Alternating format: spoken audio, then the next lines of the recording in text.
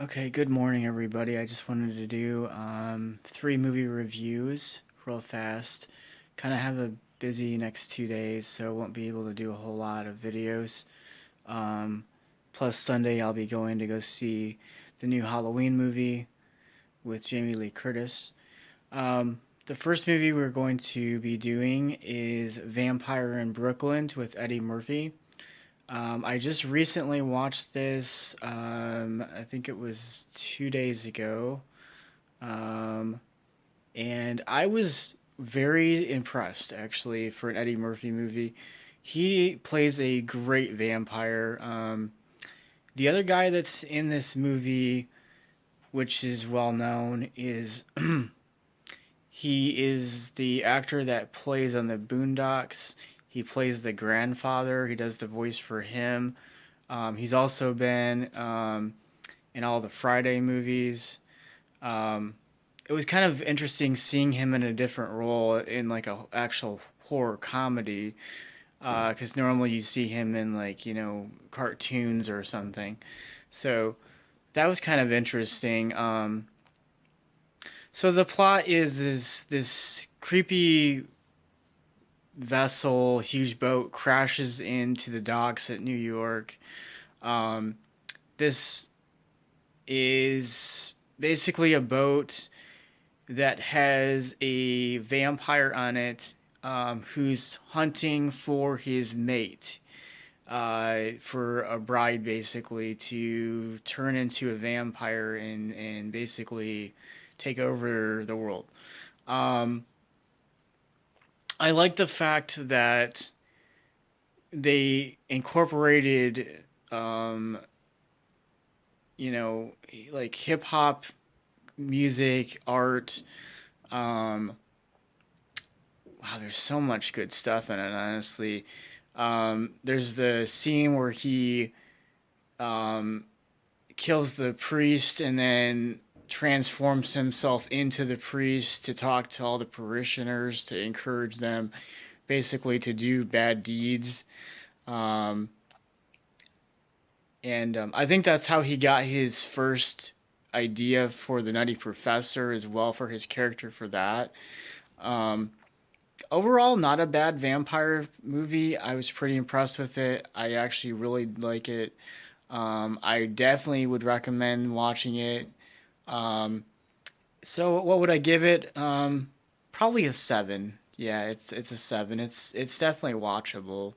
The next one is Wolf, and that is Jack Nicholson, Michelle Pfeiffer, all-star cast. Um, so how it starts is Jack Nicholson is driving home from Vermont in a snowy blizzard. He ends up hitting a wolf.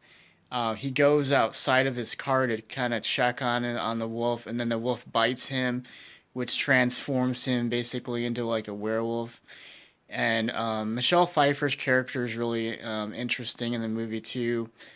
She dresses, kind of sexy like she did in Batman Returns. Um, I don't know. It's really really interesting, honestly, for a Jack Nicholson movie as well. Um, I could see why people really liked his movies because he was so creative in his roles. So we'll give that probably a 6.5. I think it's definitely worth checking out. Wolf is a good movie. I enjoyed it. So um, the last one is Bride of Chucky with Jennifer Tilly. And Bride of Chucky, how would I describe Bride of Chucky? It is one of the most outrageous movies I've honestly seen. I mean, the cameos, the fact that there's like alternative rock music, has a great soundtrack.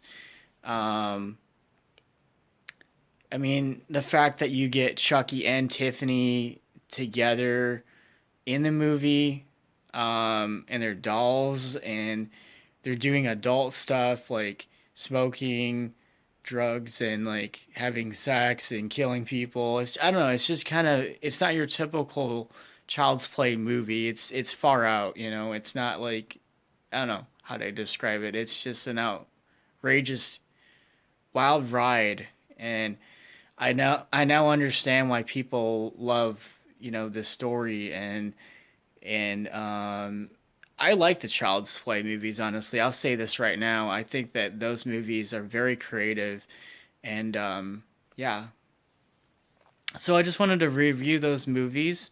Again, Bride of Chucky. I'm gonna give it an 8. I think it's really good. The soundtrack is good. Yes, there's some really creepy kill scenes in it, but there's also a lot of humor and stuff in it as well.